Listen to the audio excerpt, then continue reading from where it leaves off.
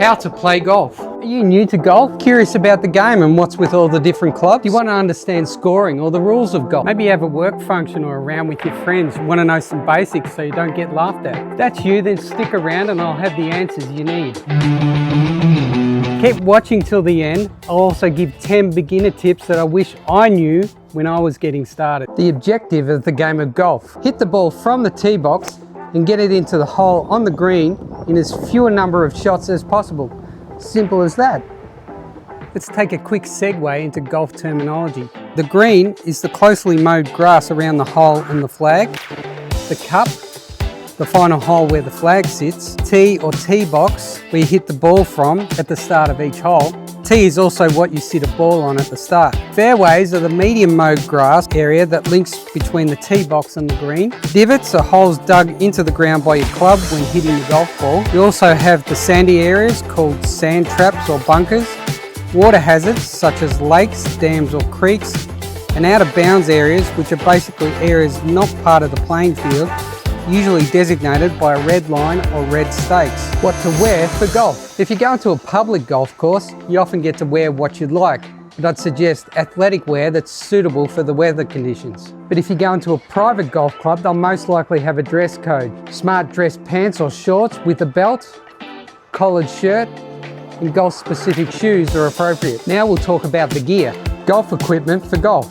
Golf clubs, golf balls, tees, a glove and a golf bag. If you don't want to carry your clubs and bag, you can also use a golf buggy or trolley or drive a golf cart. What's with all the different clubs? Just a few things to mention. As you see, the clubs are of various lengths. It's usually the longer ones that are more difficult to hit. The rules say you can have a maximum of 14 clubs, that's including the putter, but you can have less, so you don't have to take or use them all. Now let's start with the club that I'm sure many of you know if you've ever been to mini golf or putt-putt parties, the putter. The putter is the last club you will use to hit across the green into the cup. And a quick tip on using the putter: you don't always have to be on the green to use the putter. If you have flat grass or even ground area around the green, the easiest way is to grab your putter and knock the ball on. Staying on the ground is usually safer than going in the air. Now we move on to the irons, which we'll discuss in two groups. Wedges. Oh! No, not wedgies. Wedges are the clubs with most loft. That's another term I didn't mention earlier, loft. Loft is the angle the face of the club is leant backwards. The more loft, the higher the ball goes up, but the less distance it travelled. My wedges consist of a pitching wedge, stamped with a P, a sand wedge, stamped with an S, and I also have a 54 degree, which has a little more loft. Here I hit a wedge into the net. See how high up the net it actually goes. Quick tip: don't get in the habit of leaning back to get the ball up in the air. Let the loft of the club get the ball up. You use the wedges when you want to get over something such as water or sand, or maybe bushes or a rough section of grass. You won't go far, but you have the best chance of getting over the problem. Wedges are usually for shots between 30 yards to 100 yards. Next, we move on to irons, or the rest of the irons. In my bag, starting with the 9 iron, working up to a 4 iron, you get progressively less loft and slightly longer clubs. I'd suggest for starters you steer clear of anything above a 5 iron, 5, 4s all the way up to a 1, as they are most difficult to hit. Here I hit my 6 iron into the net. See how it only hits halfway up the net compared to the wedge earlier. Irons are usually for shots between 100 yards to 200 yards. From irons we move on to woods. Called woods because that's what they were originally made of. Big, intimidating looking clubs in the set, the most club-like.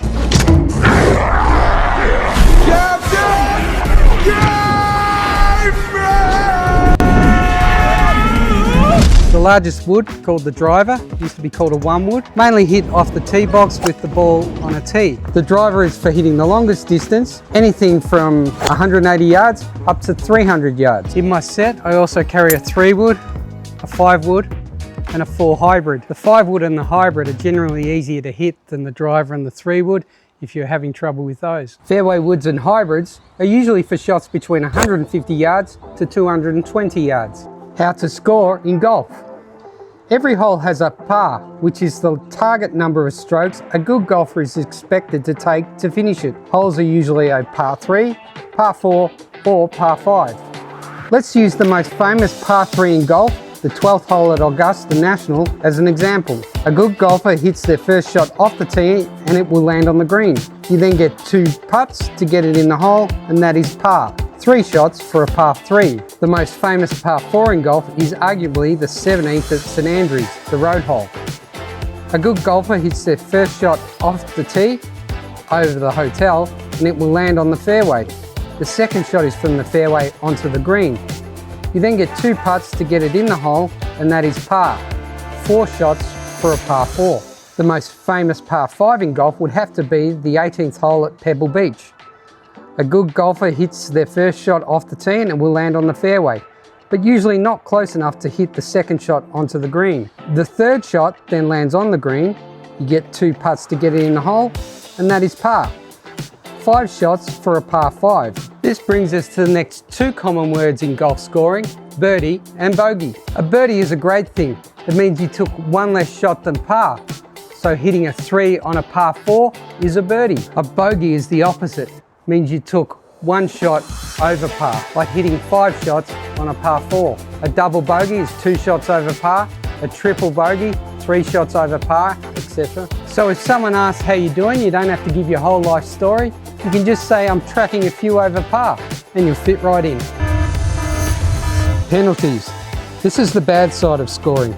If you go out of bounds, in the water, or lose a ball, you will get 1 penalty stroke to add to your score for that hole. You drop a new ball either back where you hit it from, or the last point before the penalty zone, and continue playing. You then add up the number of shots you took for a hole, including any penalty strokes, and write that on your scorecard. At the end of the round, each player adds their score for each hole, and the lowest total wins. The 3 unbreakable rules for a casual round of golf. Okay, let's talk about rules. Don't worry, we're not going to pull out the official rule book. For a casual game, you only really need to know 3 things to keep it all fair and fun. First, tee it up in the right spot. At the start of every hole, you have to hit your first shot from between 2 tee markers. You can put your tee anywhere in the box they create, and even go 2 club lengths behind them, but you can never ever tee it up in front of them. Second, play the ball as it lies. This is probably the biggest rule in golf. Wherever your ball stops, that's where you have to hit it from next. You can't just kick your ball into a better spot with your foot, or start snapping branches off a tree because they're in your way. You have to play the course as you find it. Third, understand the order of play. On the very first hole, anyone can go first. After that, the person with the best score on the last hole has the honour and gets to tee off first. For every shot after that, the player who's farthest away from the hole hits next. But honestly, most casual games run on ready golf. That means if you're ready to hit and it's safe to do so, go for it. It keeps the game moving as no one wants to stand around all day. The #1 etiquette tip to not annoy everyone. If you forget everything else I've said, please remember this one thing: keep up. The absolute biggest frustration in golf is slow play. Be ready to hit when it's your turn. While other people are hitting, you should be figuring out how far you have to go and which club you're going to use. Another huge part of golf etiquette is being quiet and still when someone else is hitting their shot or putting. Golf takes a lot of focus and it's easy to get distracted. When you're on the green, try not to walk on the line between someone else's ball and the hole. It's a big no-no. Finally, just be a good guest on the course. If your swing digs up a chunk of grass, that's called a divot, put it back. If your ball leaves a little crater on the green, fix it. Break the bunker after you hit out of it. The goal is to leave the course just as you found it, if not better. Now we come to the 10 vital beginner tips. These are the things I wish I knew before I went out and first started playing golf. First one is keeping your leading arm straight. Use it like a guide stick, so you always hit the same spot every time. I still struggle with this and break, but it helps with your consistency. If you can get doing it right at the start, it'll really help things along. Secondly, hitting the ball first, then the ground is what you're actually supposed to do. Keep your head still and keep looking at the ground even after you've hit the ball. I still remind myself to look for the divot. That way you don't get in the habit of, oh, where's the ball gone?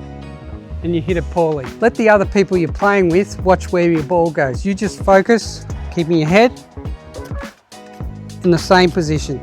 You don't need to buy the most expensive golf balls. Use cheap or used golf balls and take plenty of them and plenty of tees. Make sure you grab a sand bucket at the start of your round and get in the habit of filling your divots as you go around the course. If you're having trouble with a longer club, whether it be a driver or a longer iron, you don't always have to grip it at the end. You can make it shorter by gripping it down. Sometimes that makes it easier. Now what I would call, and a lot of other players would call, the Goldilocks club is the 7-iron. Start with the 7-iron to build up your confidence. Another thing is, don't overswing.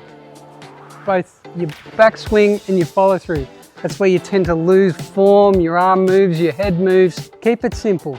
Short backswing, short follow through. Straight arm to straight arm. Hitting it straight is better than trying to hit it long at the start. And further to the last tip, don't try and swing too hard or fast. Relax, let the club swing like a pendulum. And if you're still a bit anxious, just start with using 3 clubs. Your 7-iron, your putter, maybe a 5-wood. Keep remembering, start small. Small swings, small targets. Just keep moving the ball forward. Relax and have fun. And that's it, your entire cheat sheet to looking like you belong on the golf course. Remember to follow the 3 simple rules. Tee it up right, play it where it lies, and know whose turn it is. And most importantly, keep up the pace and be respectful. Everyone was a beginner at some point, so go out this weekend, focus on having a good time. Remember the 3 fundamentals. You'll not only survive the round, you'll probably have a blast. And if you want to see more studying golf content, I highly recommend you click on this video here.